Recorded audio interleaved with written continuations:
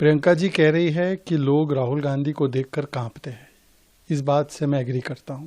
कांग्रेस के लोग बहुत कांपते हैं, इतना कांपने लगे हैं कि राहुल गांधी से उन्होंने विनती की है कि दिल्ली में आप भाषण मत दीजिएगा, वरना हम लोग कांपने लगेंगे और आम आदमी पार्टी जीतने लग जाएगी। इसीलिए राहुल गांधी निकल ही नहीं रहे कैंपेनिंग के लिए। तो उनसे तो लोग कांपते ही हैं, उनकी ही पार्टी के लोग कांपते हैं। जहां तक सवाल है विचारधारा का, प्रियंका जी ने सही कहा है, उनकी विचारधारा बीजेपी आरएसएस की नहीं है। बीजेपी आरएसएस बोलती है नेशन फर्स्ट, ये बोलती है फैमिली फर्स्ट। बीजेपी आरएसएस बोलती है नो टू डायनेस्टी, ये बोलते हैं yes to dynasty. BJP RSS बोलती है नो टू भ्रष्टाचार, ये बोलते हैं यस टू भ्रष्टाचार। हम बोलते हैं नो टू तुष्टिकरण, संतुष्टिकरण करो, सबका साथ सबका विकास, एक है सेफ है। ये कहते हैं डिवाइड एंड रूल, बांटेंगे काटेंगे तुष्टिकरण करेंगे। तो बीजेपी आरएसएस की विचारधारा आपकी विचारधारा नहीं है, हम ये जानते हैं, पर आपकी संविधान की विचारधारा है। इसीलिए आप 370 के पक्ष में थी, जिसकी वजह से संविधान लागू ना हो पाए जम्मू कश्मीर में। इसीलिए आप लोग मुस्लिम तुष्टिकरण की बात करते करते मुस्लिम आरक्षण की बात करते हैं। इसीलिए आप ओबीसी का आरक्षण छीन के मुसलमानों को देना चाहते हैं। इसीलिए आपने जिस प्रकार से वोट जिहाद की बातें महाराष्ट्र के चुनाव में की थी, ये संविधान तहत है। तो मुझे लगता है कि आज संविधान की दुहाई प्रियंका वाड्रा जी ना दे। संविधान को कुचलने का काम अगर किसी ने किया है तो उनके परिवार के लोगों ने किया है। पर अरविंद केजरीवाल तो कांग्रेस बीजेपी को जिताने के लिए लड़ रही है, जीतने के लिए नहीं लड़ रही है। देखिए, मैं तो सिर्फ इतना कहूंगा कि दोस्त दोस्त ना रहा, प्यार प्यार ना रहा, जिंदगी मुझे तेरा एतबार ना रहा।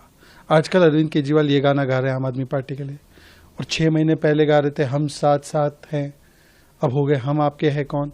इनका सिचुएशनशिप चलते रहता है।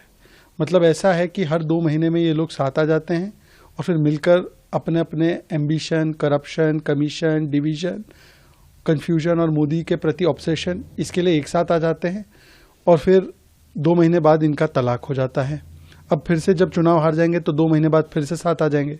अच्छा, ये जो अरविंद केजरीवाल जी लॉजिक दे रहे हैं कि कांग्रेस पार्टी इसलिए चुनाव लड़ रही है ताकि उनको हरा सके, तो क्या वो बोल रहे हैं कि हरियाणा में जब वो चुनाव लड़े तो कांग्रेस को हराने के लिए लड़े, जब वो गुजरात में चुनाव लड़े तो कांग्रेस को हराने के लिए लड़े? तो मुझे लगता है ये कुतर्कता की सबसे ऊंची डाली पर बैठना अरविंद केजरीवाल का काम हो चुका है। और अगर इतने ही खराब है कांग्रेस वाले तो इंडिया अलायंस में काहे एक साथ बैठे हो? अभी 6 महीने बाद फिर से दोस्ती कर लेंगे और फिर गाली देने लगेंगे। तो ये इनका रोज का चलते रहता है। ये सिचुएशनशिप में है, फ्रेंडशिप विद बेनिफिट है। कभी मूड आता है तो फ्रेंडशिप कर लेते हैं, वरना एक दूसरे को गालियां बकते हैं। प्रियंका जी कह रही है कि लोग राहुल गांधी को देखकर कांपते हैं। इस बात से मैं एग्री करता हूं।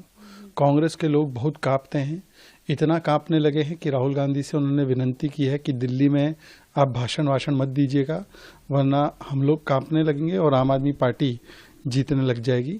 इसीलिए राहुल गांधी निकल ही नहीं रहे कैंपेनिंग के लिए। तो उनसे तो लोग कांपते ही हैं, उनकी ही पार्टी के लोग कांपते हैं।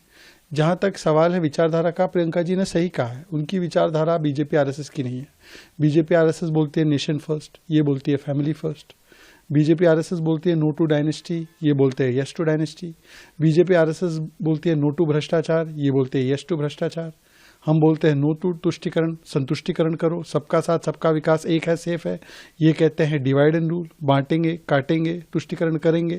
तो बीजेपी आरएसएस की विचारधारा आपकी विचारधारा नहीं है, हम ये जानते हैं, पर आपकी संविधान की विचारधारा है। इसीलिए आप 370 के पक्ष में थी, जिसकी वजह से संविधान लागू ना हो पाए जम्मू कश्मीर में।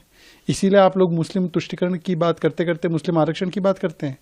इसीलिए आप ओबीसी का आरक्षण छीन के मुसलमानों को देना चाहते हैं। इसीलिए आपने जिस प्रकार से वोट जिहाद की बातें महाराष्ट्र के चुनाव में की थी, ये संविधान तहत है।